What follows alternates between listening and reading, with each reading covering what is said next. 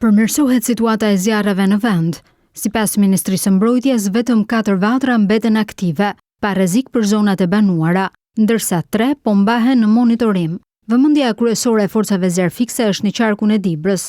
Në qafë të Helmës në Bulqi, zjarrfiksit po punojnë për të shuar flakët në një sipërfaqe me shkurre dhe pisha, ndërsa në Vajkal, zjarri është ndezur në terren shkëmbor me shkurre dhe dëllinja, ku janë angazhuar forcat lokale dhe ato të emergjencave civile. 2 vatrat e tjera aktive ndodhen në qarkun e Elbasanit. Në malin e Dardhës, Librazht, zjarri është izoluar dhe mbahet nën kontroll nga forcat në terren. Në malin e Quksit, Prenjas, vjon puna për shuarjen e trungjeve dhe bimësisë së ulët brenda perimetrit të vatrës.